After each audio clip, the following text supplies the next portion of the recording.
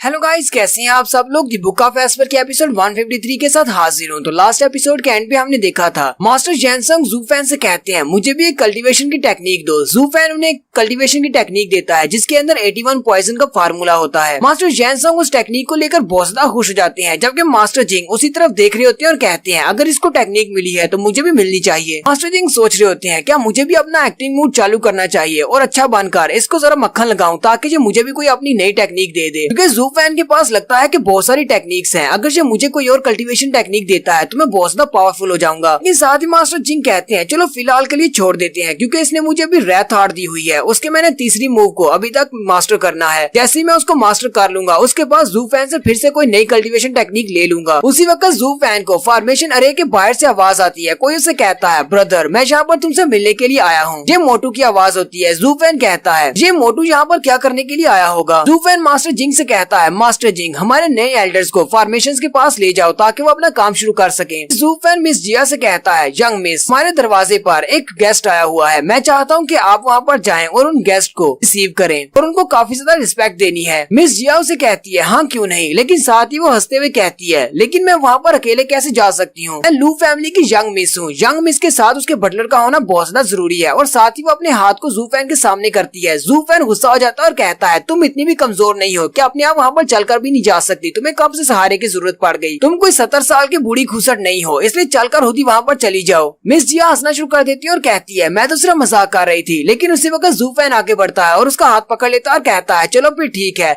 मैं इस फैमिली का बटलर हूँ, मैं तुम्हारी पूरी हेल्प करूंगा। लेकिन साथ ही वो अंदर अंदर हंस रहा होता है और कहता है इसका हाथ पकड़कर मुझे बहुत ज्यादा मजा आ रहा है। मिस जिया भी आगे से मुस्कुराना शुरू कर देती है। फिर वो दोनों फॉर्मेशन अरेज के बाहर चले जाते हैं। मिस जिया सामने की तरफ देखकर बहुत ज्यादा घबरा जाती है। उसके सामने मोटू खड़ा होता है और मोटू पहले से बहुत ज्यादा मोटू हो चुका है। मिस जिया कहती है क्या मेरे सामने कोई पहाड़ है, मुझे सामने से कुछ भी दिखाई नहीं दे रहा। जबकि मोटू हंसना शुरू कर देता है और कहता है ब्रदर फाइनली तुम यहाँ पर आ ही गए, अगर थोड़ी देर तक तुम यहाँ पर नहीं आते तो मैं तो यहाँ पर खड़ा भी नहीं रह सकता था। ज़ूफेन उसे कहता है तुम अपनी इस सिचुएशन के बावजूद यहाँ पर मुझसे मिलने के लिए आए हो, ये तो बहुत ही बड़ी बात है। मोटू उनसे कहता है इंपीरियल फादर ने मुझे नए ऑर्डर सुनाए हैं, उन्हीं ऑर्डर्स को मैं यहाँ पर पास डाउन करने के लिए आया हूँ। अगर एम्परर के ऑर्डर्स नहीं होते फिर तो मैं यहाँ पर कभी भी नहीं आता। ज़ूफेन मोटू से कहता है चलो फिर ठीक है अंदर आ जाओ। मोटू अपने लोगों से कहता है चलो जल्दी करो, मुझे उठाओ और अंदर लेकर चलो, यहाँ पर बहुत ज्यादा गर्मी है। उसको उठाने वाले भी काफी ज्यादा घबरा जाते हैं क्योंकि इसका वजन बहुत ज्यादा है और वो बेचारे बड़ी मुश्किल से उसको उठाकर लाए हैं। क्योंकि ज़ूफेन और सिस्टर जिया भी ये देखकर काफी ज्यादा हैरान होती हैं। ज़ूफेन मोटू से कहता है मोटू तुम्हें क्या हुआ, तुम पहले से इतने ज्यादा मोटे क्यों हो गए हो। मोटू से कहता है बस कुछ मत पूछो, मेरे इंपीरियल फादर मुझसे बहुत ज्यादा गुस्सा है कि मैं ये नहीं करता, मैं वो नहीं करता, वो हमेशा मुझे सजा सुनाते रहते हैं। इसी वजह से मैं बहुत ज्यादा टेंशन में था, इसलिए मैंने अपने रूटीन के खाने को बहुत ज्यादा कम कर दिया। इस वजह से तो मुझे पतला होना चाहिए था, लेकिन मुझे तो पता भी नहीं चला कि कब मेरा वजन 400 केजी हो गया और मैं इतना ज्यादा मोटा हो गया। लगता है कि खाना छोड़ने की वजह से मैं मोटा हो गया हूँ। उसको उठाने वाले भी बहुत ज्यादा मुश्किल में होते हैं और बड़ी मुश्किल से उन्हें उठाया होता है। ज़ूफेन भी माथे पे हाथ रखता है और कहता है तुमने कहा कि स्ट्रेस की वजह से तुम अपना खाना पीना ठीक से नहीं कर पाए, इसी वजह से तुम मोटे हो गए हो, तो वाकई में एक बहुत बड़े अजूबे हो। मोटू ज़ूफेन की तरफ देखता है और कहता है तुम तो अभी बिल्कुल वैसे के वैसे ही हो, बिल्कुल कमजोर से, तुम दोनों वाकई में इस दुनिया के बड़े अजूबे हैं। ज़ूफेन वहीं पर मास्टर क्यूबाई को देखता है और कहता है मास्टर क्यूबाई ये लड़का आपका स्टूडेंट है, क्या आपको इस बात से जरा भी फर्क नहीं पड़ता, ये इतना ज्यादा मोटा हो गया है, आपको इसका ध्यान रखना चाहिए था। मास्टर क्यूबाई उसे कहते हैं इस बात से कोई फर्क नहीं पड़ता, ये चाहे कितना ही मोटा क्यों ना हो, क्योंकि इसके अंदर रॉयल ब्लड है, इसलिए इसके अंदर बहुत सारी नोबल क्वालिटीज हैं, हो सकता है कि ये एक दिन एम्परर बन जाए, चाहे ये कितना ही मोटा क्यों ना हो। ज़ूफेन उनकी बात सुनने के बाद सोच रहा होता है यहाँ पर तो सारे का सारा आवे का आवा ही बिगड़ा हुआ है। मास्टर क्यूबाई ज़ूफेन से कहते हैं वैसे मुझे भी तुमसे एक बात करनी है, आजकल पूरे टिंजू एम्पायर में तुम्हारे नाम के झंडे गड़े हुए हैं, हर किसी की जुबान पर जीनियस डेविल ज़ूफेन का ही नाम है। ज़ूफेन कहता है तो इसका मतलब क्या है, क्या मैंने अच्छा किया है या बुरा किया है। मास्टर क्यूबाई उसे कहते हैं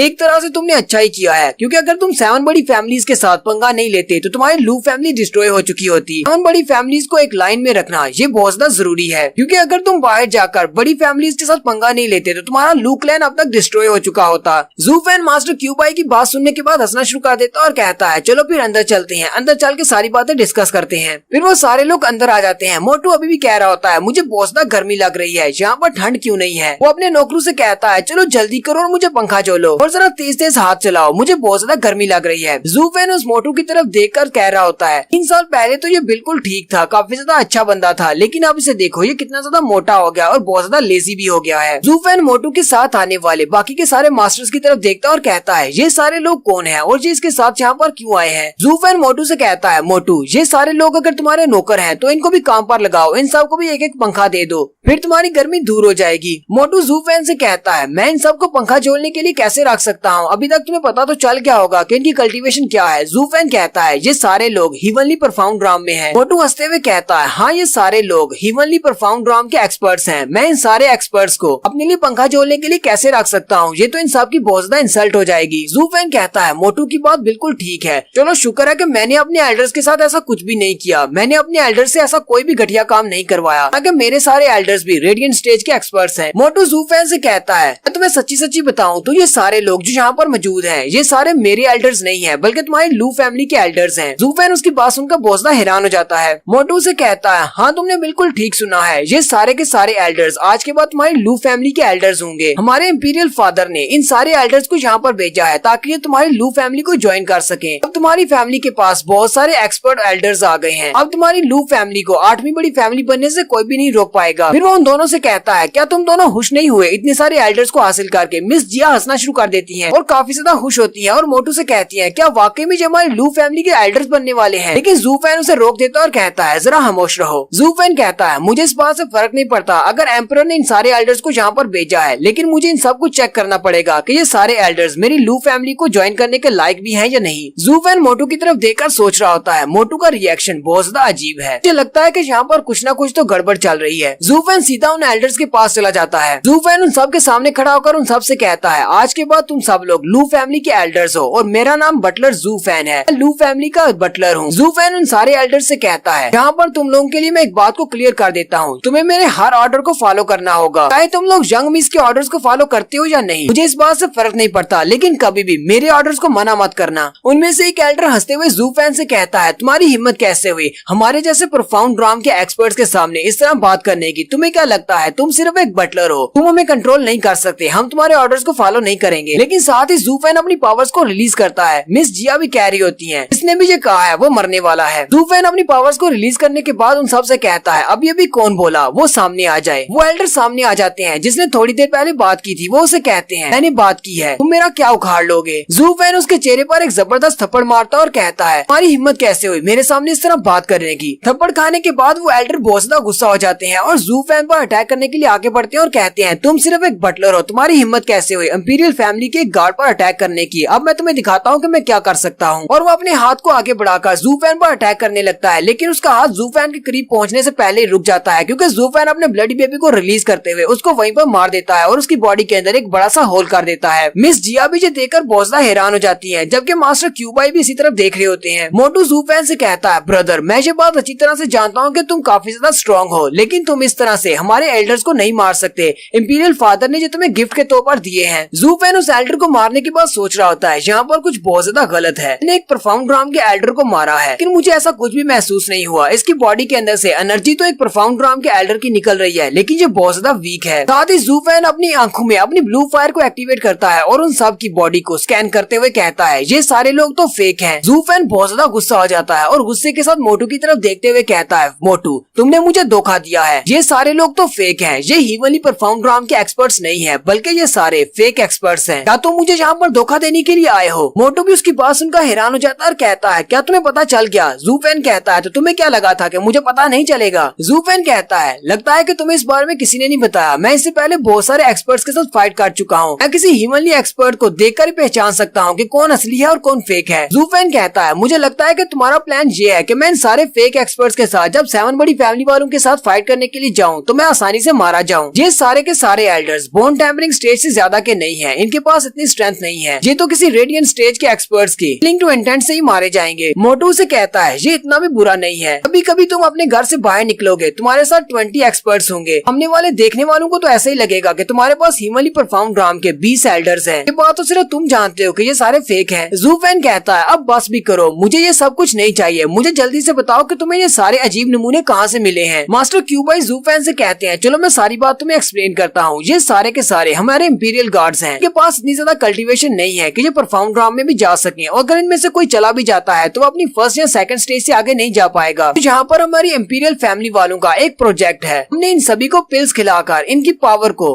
परफॉर्म ड्राम के बराबर कर दिया है, यानी कि इन फेक्स को हमने खुद तैयार किया है। लेकिन लेकिन शुरू में हमारा मकसद फेक्स को तैयार करना नहीं था। हमने इनको पिल्स खिलाई ताकि हम लोग हीवनली परफॉर्म ड्राम के एक्सपर्ट्स हासिल कर सके, लेकिन ये सारे सूडो बन गए, यानी ये फेक बन गए। इनकी एनर्जी तो इस लेवल तक पहुंच चुकी है, लेकिन इनकी कल्टीवेशन बहुत ज्यादा कम है। लेकिन जैसा कि थर्ड प्रिंस ने तुमसे कहा है कि ये सारे के सारे बहुत ज्यादा काम किए हैं, हमने इनसे बहुत ही अच्छा काम लिया था। एक बार हमारी जंग होने वाली थी क्वान रॉन्ग के साथ। क्वान रॉन्ग के बहुत सारे एक्सपर्ट्स हमारे साथ फाइट करने के लिए आने वाले थे, जबकि एम्परर के पास ऐसे कोई भी लोग नहीं थे जो कि बॉर्डर को प्रोटेक्ट कर सके। तभी हमारे एम्परर ने हमारे ऐसे बहुत सारे एक्सपर्ट्स को, जो कि सारे के सारे फेक थे, हीवनली परफॉर्म ड्राम के, उनको वहाँ पर बॉर्डर के ऊपर भेज दिया। क्वान रॉन्ग के लोग उन सबको देखकर डर गए। उन्हें लगा कि हमारे पास हजारों लाखों की तादाद में हीवनली परफॉर्म ड्राम के एक्सपर्ट्स हैं। इस तरह हमने उस जंग को जीत लिया। ज़ू फेन कहता है तो इसका मतलब हमारे एम्परर भी काफी ज्यादा समझदार हैं। उन्होंने उस क्वान रॉन्ग की आर्मी के सामने अपने रियल्स को फेक बना दिया और फेक को रियल बना दिया, जिसकी वजह से वो लोग डर कर भाग गए। इसका मतलब इनको काम में लाया जा सकता है। यहीं पर हमारी एपिसोड 153 का एंड करते हैं। बाकी सब कुछ नेक्स्ट एपिसोड में देखेंगे। एक्सप्लेनेशन अच्छी लगी हो तो कमेंट करके जरूर बताइएगा। चैनल को सब्सक्राइब कर दे, वीडियो को लाइक और शेयर कर दे। शुक्रिया।